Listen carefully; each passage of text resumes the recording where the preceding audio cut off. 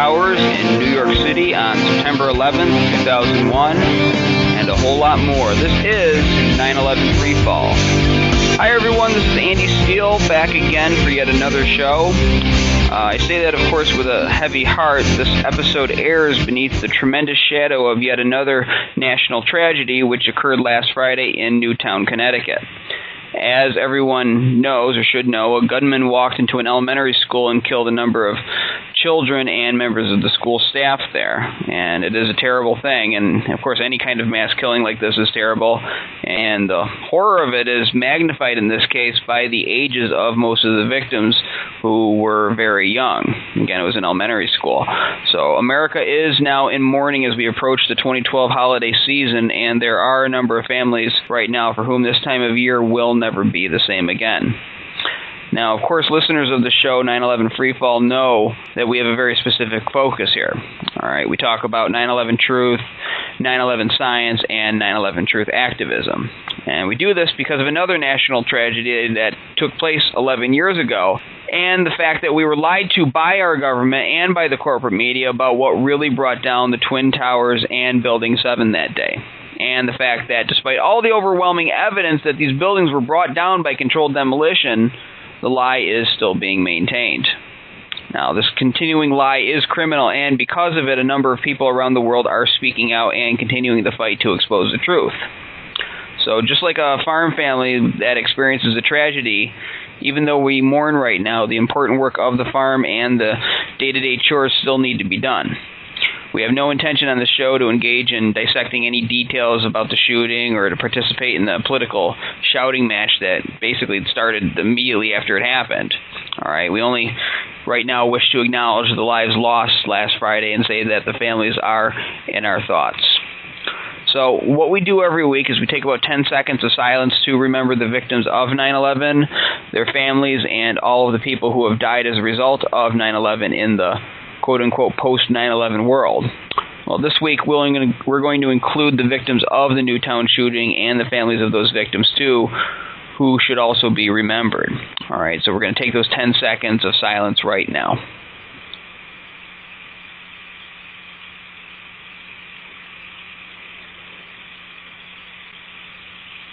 Okay. And again, folks, we always remind you at this time that we do this 10 seconds of silence for justice and truth, and for all those people touched by 9/11, including the people overseas who have experienced their own Newtown incidents at the hands of U.S. weapons over the past decade. We keep coming back every week to do this show because it's the right thing to do, and because the ghost of that terrible day won't be at rest until the lie is fully exposed. Okay, just some quick 9/11 news before we get to our guest this week.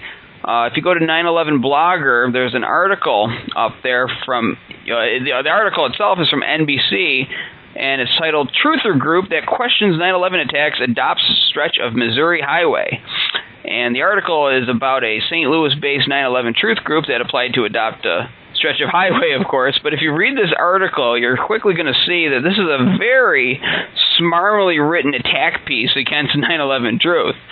The author of the article is named James Eng, and for some reason in the headline, not only do they have little single quote marks around the word truther, but also around the word adopt, which I can't really figure out why they do that. It seems kind of silly, but what can you expect from an entity like NBC? So the article laments about the fact that the state of Missouri had to approve the 9/11 Truth Group's application to adopt the highway, and it cites this federal appeals court ruling in 2000 that limited Missouri's ability to pick and choose highway adopters, which I guess involved the Ku Klux Klan wanting to adopt the highway.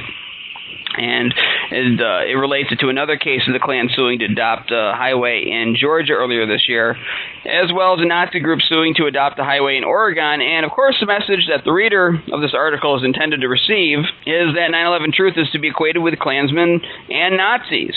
Nice. Again, just like we talked about in the previous episodes where we covered the corporate media, the sentiment that they're trying to solidify with articles like this is that it's undesirable to question anything about 9/11. All right, that you'll be an outcast from your peers if you believe anything other than the official story or question if there was any government complicity involved with it. all right? And that if you're a proud 9/11 truther, you'll never get that promotion at work, that your dog and cat are going to run away, that your girlfriend's going to dump you for a guy who swallows government propaganda like you should, or if you're a girl, that boys will stop calling you on the phone for dates. All right? It's a peer pressure generating illusion. It's propaganda. And James Ng's attempt at this is so transparent, it's pathetic. But on a sleepy public, it sometimes works, so we point out these things to you when we catch it. We'll have the article linked on 911freefall.com if you want to read it for yourself. All right, now before I get to our guest today, I just want to remind our audience, if you want to contact us here at the show, there's any number of ways to do that. If you want to send us an email, the email address is freefall911truth@gmail.com. That's freefall911truth@gmail.com. That's going to be our email address for now. Or if you're more of a talker than a letter writer, you can call us. The phone number is 315-982-6663. Again, that's 315-WTC-6663. Maybe you got a show idea, something that we should try out here on this program. Maybe you have information that you think should be shared with the public and you want to be a guest on the show. Or maybe you have a critique or a criticism of the show and you want us to hear that too. We want to hear from you. We want to hear from everyone. So write us, call us, let us know what you think. And also, too, we want to let you know that if you go to ae911truth.org, you're going to see there's over 1,700 verified architects and engineers calling for a real investigation into what brought down the Twin Towers and World Trade Center 7 on September 11, 2001. So if you're an architect or an engineer and want to join that growing list, you can. Just fill out the application, and it will check you out, make sure you are who you say you are, and that your credentials are correct, and they'll add you to that growing list. And if you're a regular person like myself who has common sense and can see that the government's official story for why those buildings fell doesn't make any sense, you can sign a petition too. You can sign as an other supporter and join that list that consists of thousands of people. All right, so that's ae911truth.org to do that. And as well, if you want to join this fight for 9/11 Truth, join this fight to get justice for the victims of that terrible day and expose this lie, you can do that. There's tremendous volunteer opportunities at ae911truth.org, and there's a place for everyone. Okay, so maybe you're a great talker, maybe you're a very persuasive person. You can join the Congressional Outreach team and meet with some congressmen and senators and show them the evidence, try to get them to do their job, do something about it. Or maybe you're more of a left-brain person and you like the quiet work, you can join the verifications team and work with those great people there. There's a place for everybody. The main thing is to step up to the plate and do it. All right. So that's ae911truth.org. Check that out.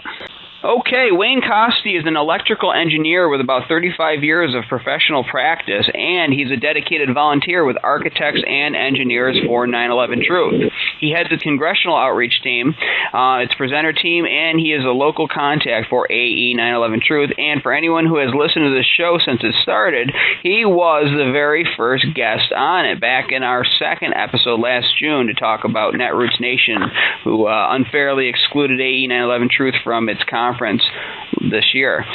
You can go to our archives to check that out. Now, Wayne's coming on today because he's been busy. All right, he's been out on the news to respond to some 9/11 Truth graffiti in his hometown. And you folks remember that line from the song, "The words of the prophets are written on the subway walls and tenement halls." Well, I guess right now they're written on the highway overpasses.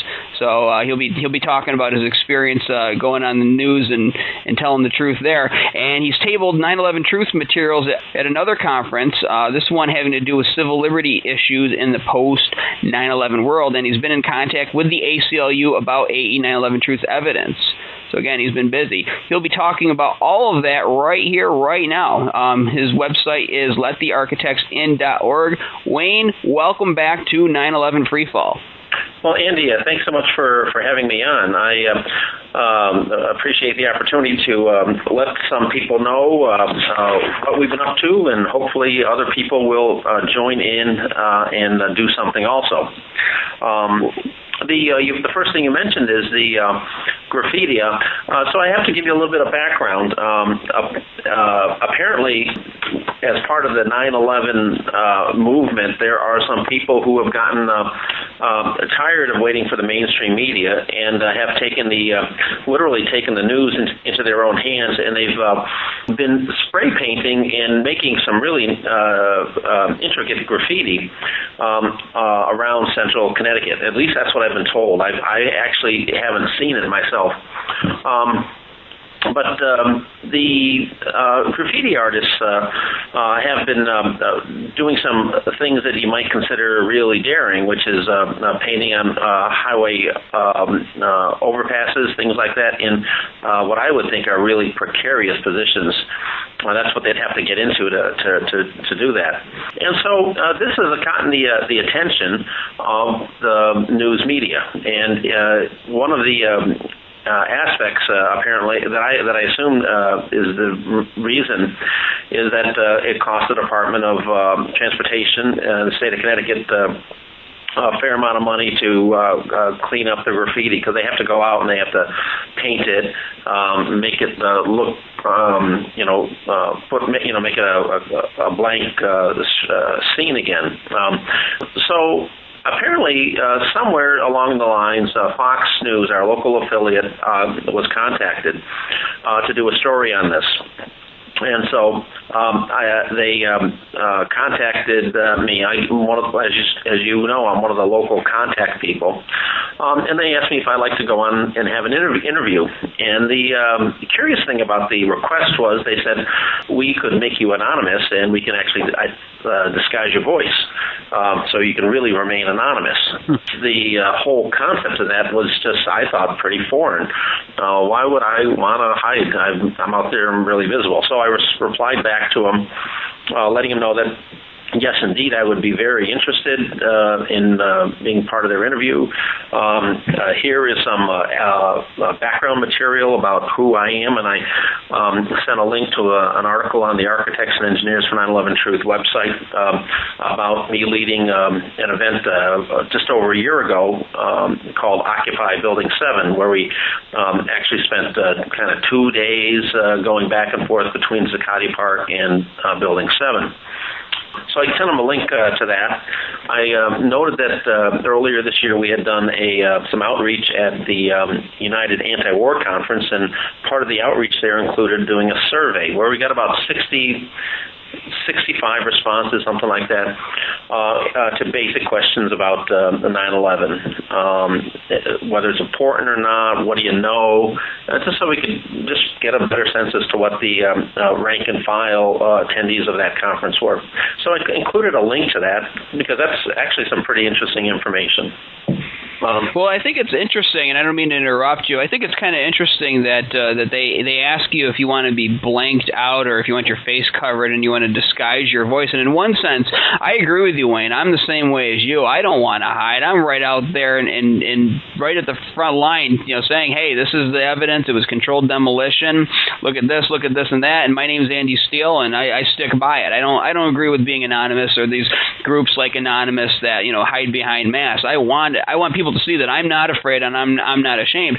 So in one sense, I agree with that. But what's a weird irony, and you could comment on this or let my opinion stand. But things like that almost make people pay attention more. It makes it more dramatic, more exciting. Ooh, this guy's in shadow. They're covering his voice. I know it's kind of silly for people to think like that, but in some sense, that gets people's attention. It makes it it makes it more mysterious. And there's certain radio hosts out there like Alex Jones, and they'll add the devil music to things, and some people are turned off by that. But it is also a dramatic way of getting out information to people and making almost Hollywood. And in my opinion, I don't think that you should have to have dancing girls to make people pay attention to the murder of 3,000 people and the evidence that we were lied to. But this is reality we're dealing with. So those are just my own comments on that. Just wanted to throw those in there. Well, I basically agree, but you have to also understand what this request was for and about. It was about graffiti, and if in fact I had been the painter or the perpetrator of the graffiti or knew about it intimately, it's actually a crime because it's considered vandalism to be putting up these kind of signs on public property.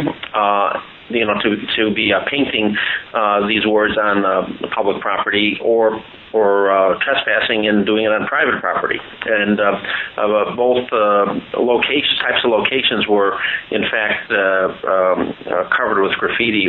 So if, in fact, I'd been the perpetrator, this would have been possibly a reasonable thing to do. But because I wasn't, it was actually pretty easy to deal with. So I just pointed out a couple of pieces of material I sent out to the reporter, and the last piece I sent along to him was letting him know that our documentary, 9/11 Explosive Evidence, Experts Speak Out, had been the number one most viewed video on Colorado Public Television, and in fact, I don't know where it is today, but it has been number 2 on the national site. So if you go to video.pbs.org, you probably can go see that it is the most viewed, or amongst the most shared, if not the most viewed. It kind of fell off from that during the election period when everyone was focusing on the candidates and all that other stuff. So anyway, that was. Those are the types of materials that I sent along to him, and I didn't hear back from him for a while. But ultimately, what we heard was we heard back the morning of the interview there, and what I had to do was get kind of make arrangements to step away out of the office. By the way, I just happened to check 9/11 Explosive Evidence Experts Speak Out right now is the number 1 most shared video on PBS, and it's among the most watched. So this is on the national PBS site, not just the Colorado Public television site. So again, that's video.pbs.org. It's the second most shared, and it looks like it's the 5th most watched. So it looks like there's 8 of them, and it's the 5th one down the list.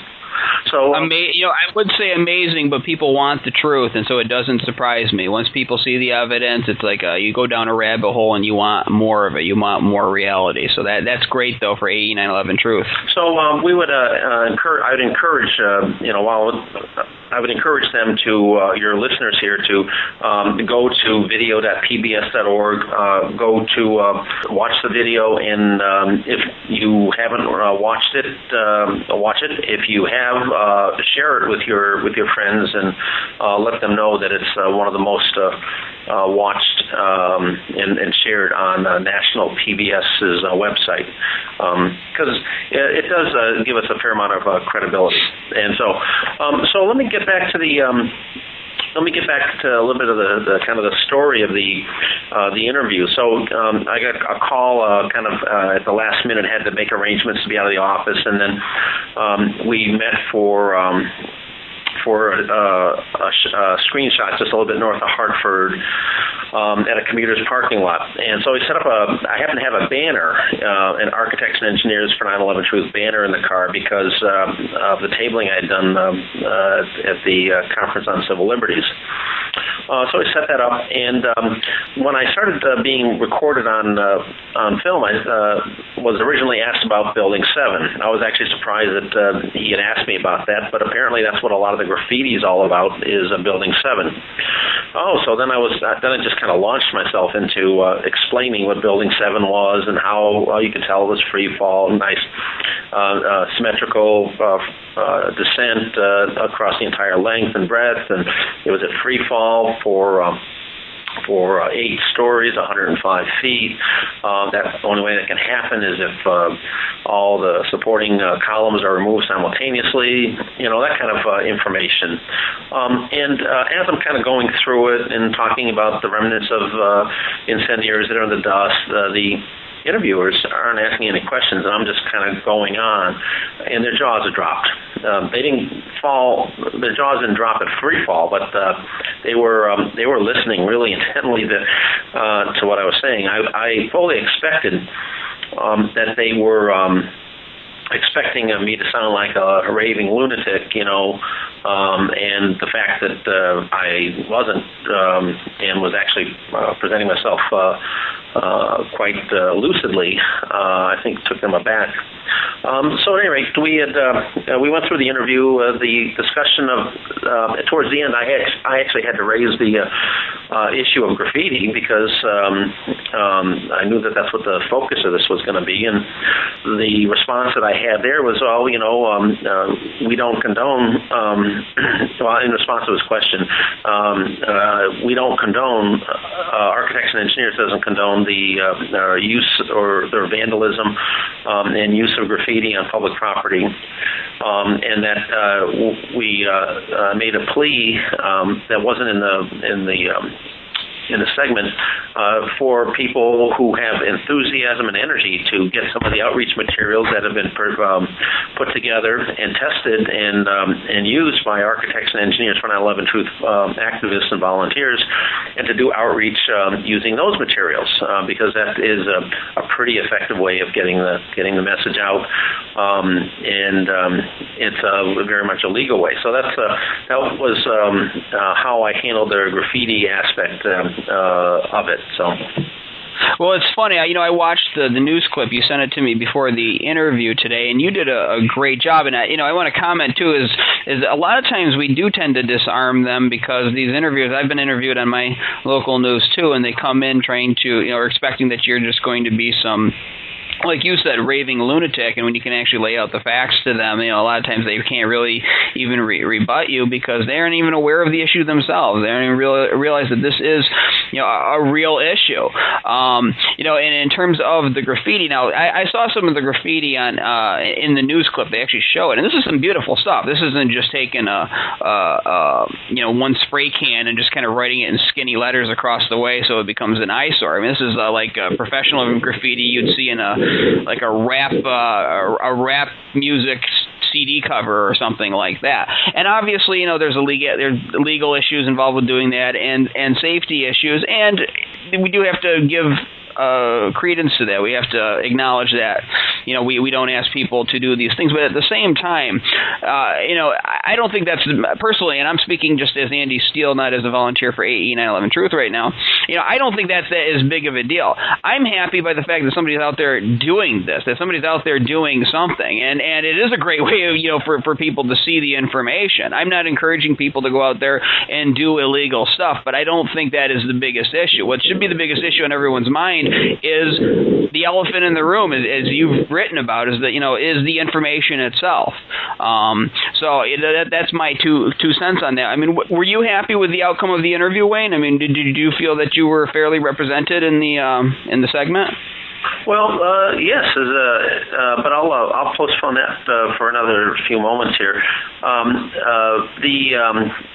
The interview went, I thought, really pretty well. We had some sidebar conversations, and then as we're getting ready to pack up and leave, I said, oh, I've got something else. And again, related to the Civil Liberties Conference, I had a couple of much larger AE banners, one of which showed Building 7 in free fall, and talks about how you tell that it's in free fall. It's got the David Chandler, some pictures of David Chandler's experiments, and the graph showing a straight line for change in acceleration, showing a change in velocity, so it's showing constant acceleration. So I said, so I pulled those out of the car, threw them down on the pavement, and pointed to, in about 15 seconds, went through the entire story, because they'd already heard it. But I wanted to impress them with the materials. This guy's got these banners in the back of his car that explains this stuff. This is not just lunatic stuff, right? And it's professionally done by our graphic designer. So I had that one, and then I pulled off the second one and threw it down. These are 3 feet by 5 feet banners, so they're pretty good size vinyl. The other one talked about nanothermite, and it said it's got a picture of the red grade chips. It's got a picture of the 2 different layers, the red layer on top of the gray layer from this Stephen Jones and Niels Herrick paper. It's got the electron microscope showing the iron oxide nodules and the aluminum plates that you can see at the 1 micron level. And then we moved over to showing the X-ray energy dispersive spectroscopy, which basically hit it with electrons, and you can see the different spikes. And you say, well, so here's aluminum, here's oxygen, here's carbon, here's silicon. Here's all the components that were there: the iron, the oxygen, the aluminum, and then carbon and silicon to hold it all together, plus some other stuff. They're all there. And then we talk about the differential scanning calorimeter over on the other side, telling them, showing the best trace from the best published nanothermite from Tillotson in 2001, and then the trace from the and it traces the output of this differential scanning calorimeter, showing that the World Trade Center nanothermite was much more explosive, and that on a pound-per-pound basis, it's equivalent to TNT. And then showed that the results of this differential scanning calorimeter gave these little tiny iron spheres. So we had some pictures of the results of the differential scanning calorimeter, and then showed it, compared it to other spheres that comprise in many samples in the vicinity of the trade towers, up to 6% of the dust are these tiny iron spheres, for which there is no other known source, but we've just shown where they're most likely to have come from, and that's the nanothermite. So we kind of went through all this in about 15 seconds. Not so much that I was going to give them a science lesson, but just to show them the amount of material that's available and presented in a format that is designed to convey this information to the public. Kind of beats graffiti, but you got to get up a little closer and actually see what it, see what it is and stuff like that.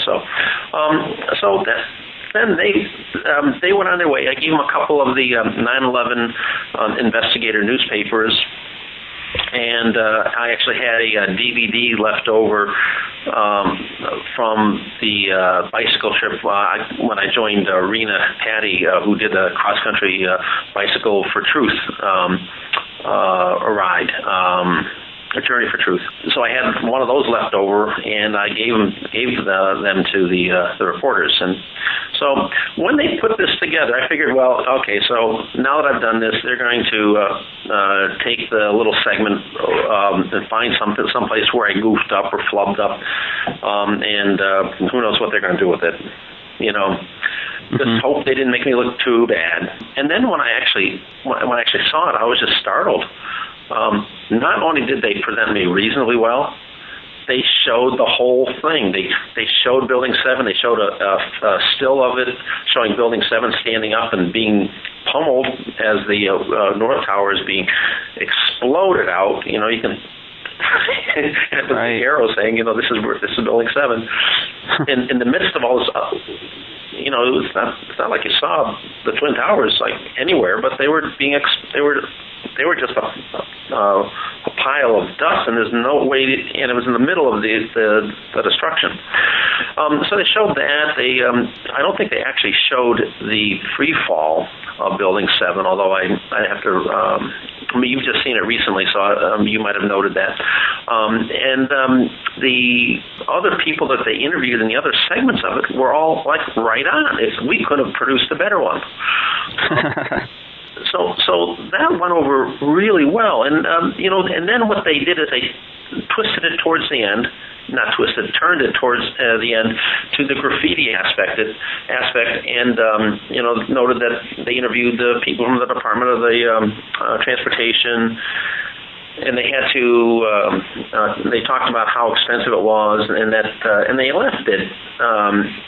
Saying that, well, it cost $500,000 to get rid of the graffiti every year. And that's kind of the way they left it. And it may have been intentional, may not, because it implied that the 9/11 Truth graffiti was costing $500,000 a year to clean up, and I don't think that's anywhere near accurate because there's not that much of it. But if it was for all the state, all the Department of Transportation painting over graffiti, that probably sounds about right. Well, the thing is, though, I saw that too, and I noticed that they finish it, complaining about the graffiti, and not to send mixed messages out to the audience here, but the fact is that they wouldn't have put you on TV if it wasn't for the graffiti. So again, there's issues of safety, but people who do things, I don't believe in bubble wrapping the world. If people want to do something, they decide to do it. They have to look out for their own safety, and also the issue of the fact that it needs to be cleaned up. At the same time, it's what got people's attention. It's what caused the news to focus on this issue and to put you on TV and to put AE 9/11 Truth information in Building 7 on there. So the audience can interpret that as they will, but as I said, what concerns me more is the injustice and the death of 3,000 people, more so than the what I consider, in the big scheme of things, meager cost of getting this big attention getter off of the highway overpass. That's my opinion on that, and so I'm throwing that out there. Without that graffiti, nobody would have even paid attention to that issue. The news wouldn't have.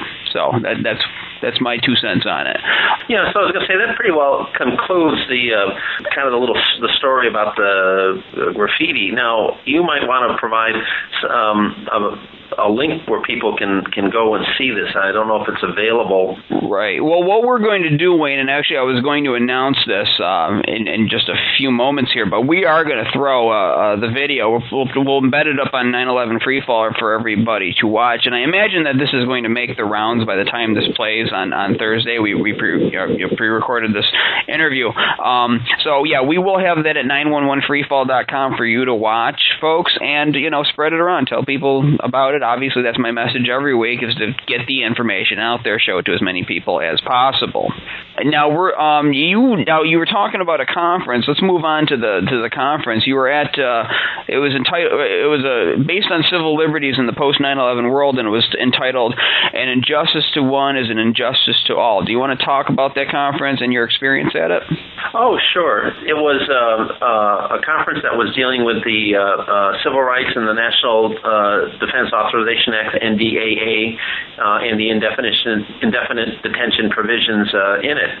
And it had a number of speakers. We had Glenn Greenwald, who was a columnist on civil liberties and U.S. national security issues. I guess he writes for The Guardian. They had Shahid Buttar, who is the executive director of the Bill of Rights Defense Committee, Steve Downs, the executive director of the National Coalition to Protect Civil Liberties, and Nancy Murray, who is the education director of the Massachusetts chapter of the American Civil Liberties Unions. I mean, so it was a pretty big big event to be put on. It was well done by a local group, and they did a really good job of organizing the speakers, developing workshops, kind of breakout sessions where people could go focus in on some of their more specific interests. And so what we had done is we had set up a table at, we had registered as architects and engineers for 9/11 Truth, and we got a table there. As a matter of fact, another Boston 9/11 Truth group showed up and had another table. So there was plenty of truth material available, and the way that we set up these tables is we like to have a video playing. So we have a laptop and another external monitor that kind of goes through about a dozen slides. If you go to the website letthearchitectsin.org, let-the-architects-in.org. You can go to the slideshow and you can actually see the slideshow that I actually use. and so that just runs continuously. It's got text to describe each of the slides, the videos that are coming up, and so people don't have to be confronted with a live person actually talking. They can look at it from a distance. So we have that going. We have the 9/11 investigators and other outreach materials. For this table, we actually did something a little different. I had got a number of copies of a book from Susan Lindauer. Susan Lindauer was one of the few people very few non-Arabs or non-Muslims that have been charged under the Patriot Act.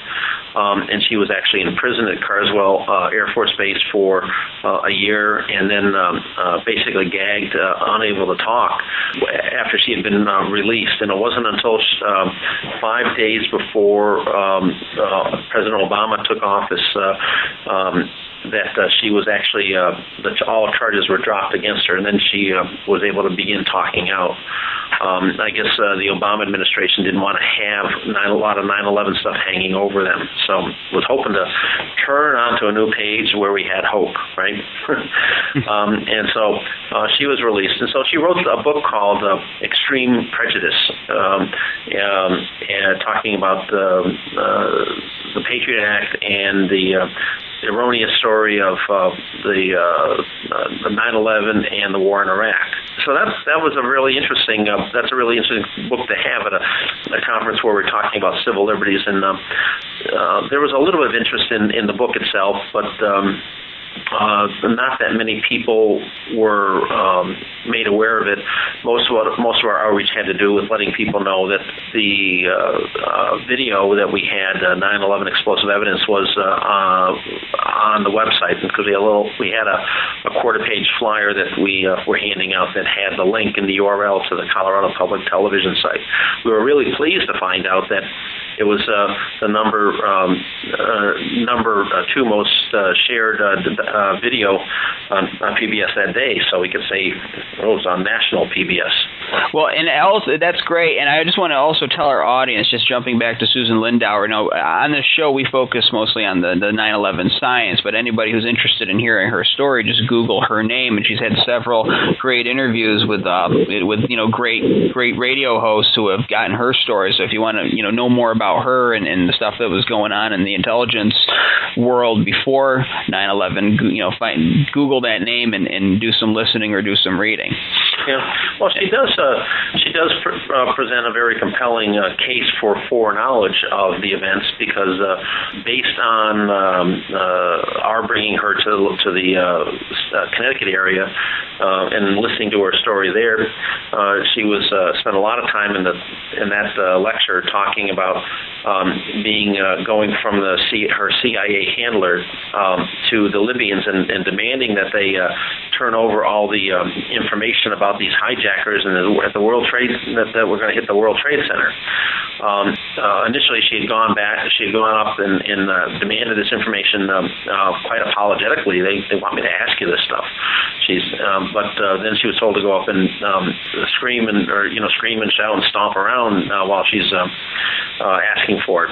But ultimately, they came back and said, well, the Iraqis came back and said, well, every time we go back and follow the sources back, they come back to you guys. So, that's her story. She was told not to go into New York City because she was told that there would be nuclear explosives used and things like that. I actually don't see any evidence myself for nuclear weapons, and if they are nuclear explosives that were used, they sure are not your father's Hiroshima bombs. They're something else. So they don't leave residues. So it just doesn't seem like they were used. It may simply be that the events of the day were people were going nuclear, which is a slang for we're going for the whole enchilada, right? So, well, the whole country went nuclear after this. Obviously, I call it the War of Terror that followed. Now, I want you to talk, because you were at this conference. You got two 9/11 truth groups. You got your representing one faction, and there's Boston 9/11 Truth, I guess, is somewhere else at the conference. So, it's not just one fringe group. This is a big issue. And you wrote that, in your memo about it, that, there was a mostly positive reaction to it. And so you're getting that from the audience and the attendees of the conference with the scientific information that AE 9/11 Truth puts out. But what was the response from, I guess, the conference's establishment? How did they? Did they acknowledge this issue? How did they react to your presence and to the information you guys are bringing? Well, to our presence, the leadership, the organizers were most gracious. We had our table. The only thing that was a little odd is that I had registered under Architects and Engineers for 9/11 Truth, and when I went to check off and kind of register in, there was no group by that name, but there was a table with my name on it. So they didn't want our name to be publicized. And the 9/11 Truth Group, I don't think, used a 9/11 word in its name. So the organizers were, as I said, most gracious. The 9/11 was brought up all the time. Everything has happened since 9/11, the Patriot Act, since 9/11, indefinite detention, since 9/11. You kept hearing it all the time as if it were an event of great notoriety.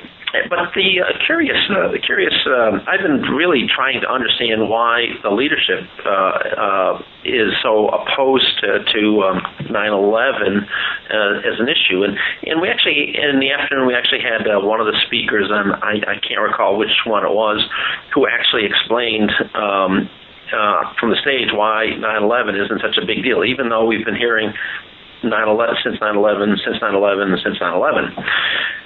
He put into context that the assault on Muslims did not begin with 9/11. It goes way back and goes back to the '93 World Trade Center attacks. It goes back before then, and then I kept waiting for him to actually enumerate the landing of the Pilgrims and the assault on the Native Americans. I expected him to talk about Wounded Knee. I mean, he almost did, but he didn't talk about. He didn't actually name these, but he said 9/11 is no more, no less than just a continuation of the oppression and the violence of our society. And when I kind of put my article together, I referred to this as like Kent State and others. Just a long continuum, and 9/11 is no more and no less significant than any of those others. Although, if you listen to all the speakers, they always say, since 9/11, since 9/11, since 9/11. Another really interesting one, and I've been, this tends to be the position of social action groups, is that they tend to be really hostile to 9/11 Truth, and I think I've finally heard what their perspective is. And there are many people, I think, that have these opinions, but at some level. But let me just kind of go through what I heard. What I heard was that the events of 9/11 were, in fact, blowback from the Muslim and the Middle Eastern countries against the United States military-industrial complex that has been overbearing, destroying their lives, destroying their countries, either through economic sabotage, through political espionage, through political interventions and coups and things like that, and overt wars. And so the hated and dreaded military-industrial complex needed to be put in its place. And they are, the wrong set of words here, but they seem to be just thrilled that someone had the audacity to actually confront the war machine and strike a blow against the oppression that we have. And so I may be putting words in some of their mouths, but this tends to put it tends to clarify it for me. And so they are almost insulted if you say that, well, no, the Muslims didn't. It's not blowback. It's just the blow being turned on us, because they seem to really, really want someone out there to be able to do something to fight back against the system. And that seems to be the reason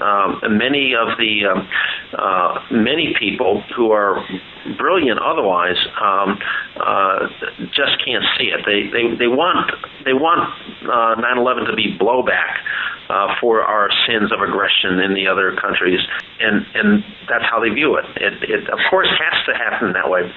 One of the other things that I did about a month ago, I have been pretty busy.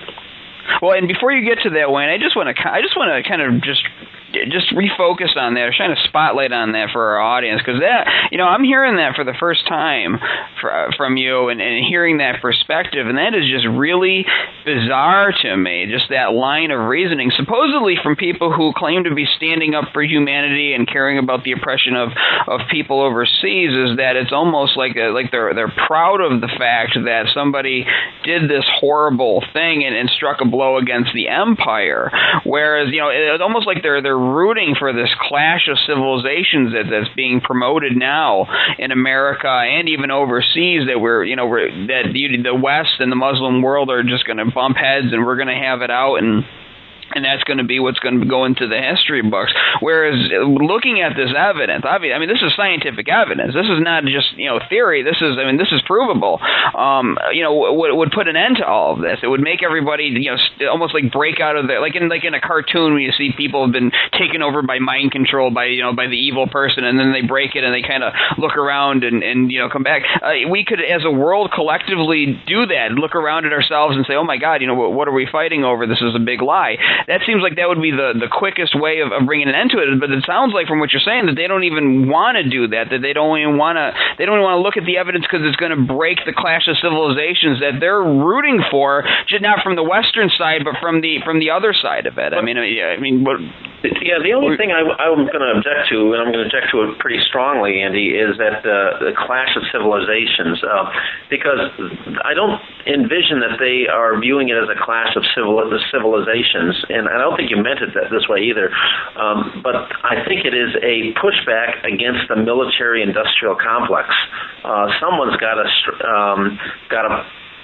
rein in the military adventurousness of our country, and they are so desperate for heroes, people who can actually do it, that they are rooting for someone to stand up to our military machine. It's not a clash of civilizations. I don't think they're looking to learn Arabic because they know that is going to be the form of writing in the foreseeable future. That's not what they're looking for. They're just looking for someone to put an end to the military-industrial complex. And as near as in listening as hard as I can to what they're saying, this is how I've interpreted the statements of a number of people who are really resistant to 9/11 truth. It's not just that they're afraid that the government is doing this. They actually want to have a hero that can actually push back against the military-industrial complex, and that those heroes were in fact the Muslim hijackers. Well, you're right about that, and maybe I'm using the wrong words, but the same sentiments apply. To even look, let's just say we're dead wrong and all the scientific evidence doesn't exist. I wouldn't, and let's say that they're dead right and that this is a blowback from U.S. foreign policy. I still wouldn't look at the 9/11 hijackers as heroes, even if they're striking a blow. I mean, the heroes are the people that tell the truth and can put an end to this. I just find that really bizarre, that view that they seem according to you, they seem to be expressing. Well, I just invite you to listen to some of the vociferous voices who don't want to listen, who don't want to even look at the evidence. I mean, there's a lot of people who just deathly afraid of the implications, and then there are others who I think share the sentiments that we've just kind of talked about.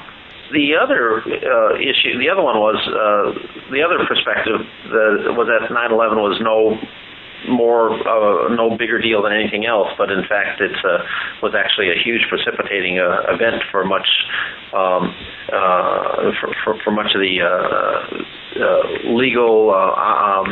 legal issues, the indefinite detention, being able to put people in prison by labeling them as terrorists and throwing away the key. And Susan Lindauer had made the point that the Patriot Act actually left an opening, and the opening was that even under the Patriot Act, you ultimately had a right to stand in front of a judge, and she ultimately was able to stand in front of the judge, and the judge said, "What?"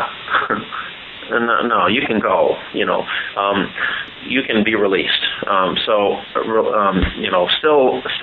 under indictment, but she didn't have to be in prison. So the NDAA is designed to eliminate that loophole so that you could be disappeared effectively legally. Well, and that ties into your other action here. You want to talk about your letter to the ACLU director? That I don't. Did you send it out, or are you still composing it? Oh, that's still kind of a work in progress. It's probably pretty much in final form. It's a little premature to talk about that very much. The sentiments of the letter are simply that letting him know that there's a messaging problem. The messaging problem is that if you want to remain credible, you have to, in fact, be willing to talk about the events. You talk about the evidence. One of the phrases that we've used is that as lawyers, you know that in legal proceedings where forensic evidence is introduced, scientific laws and conclusions based on them are considered the strongest evidence, stronger even than eyewitness evidence, which has been contradicted in many criminal cases where convictions have been overturned. As time goes on, more and more people are exposed to the evidence of 9/11 and reminded that the laws of physics apply every day, including 9/11. An increasing number of people that the ACL talks to are aware that the official account of 9/11 can't be true. So they're talking to people, they're trying to spread their message, and if they talk, when it comes to 9/11, if they say, believe the official story, won't talk about the evidence, then they've lost their credibility. They can still talk about stuff, but they don't no longer are talking from a viewpoint of being impeccably and having all the integrity and intelligence and all that stuff. So they're handicapped. They're handicapping themselves. So in the letter, we just pointed out that we've got this documentary called 9/11 Explosive Evidence. How many times have I said that on the show here? That lays out the evidence really well. That it's been highly viewed, and so we give them the link to it. So then I also included, just to let them know that this is not just a bunch of isolated PO'd Americans. So I have a little segment here in the Honorary Supreme Court President, Fernando Impostadamo, has called for a new investigation. He's was actually as part of the Malaysian hearings that were just held. So we're envisioning sending this thing out in the next couple of days to the executive director and others, letting them know that they have a messaging problem and that they have to, not demanding that they do anything, but simply letting them know that their current position is untenable and is discrediting to the ACLU. And they can, other people have weighed in. They think we should be a lot stronger and more in your face. But I think this much information to an organization will create enough discussion.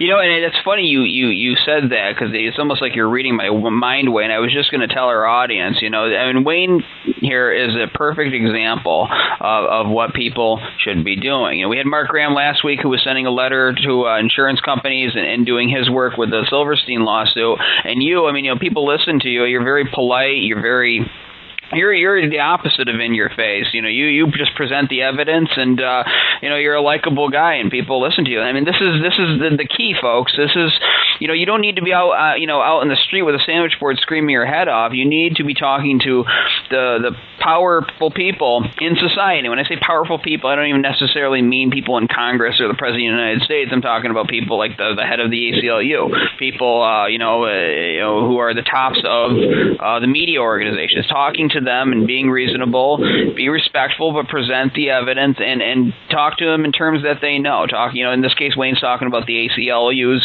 message and the fact that a lot of people do question the official story. This is where you need to be, and this is the kind of person you need to learn from and emulate. Okay, again, Wayne got on TV. They did a very pro 9/11 truth message on the local news. We need to repeat those kinds of victories. Wayne, in closing, is there anything our audience can do to help you out in your activism and in your efforts?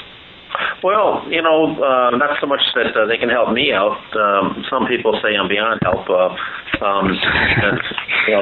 kind of an inside joke, but I keep telling people that what they need to do is just get out there and talk about 9/11.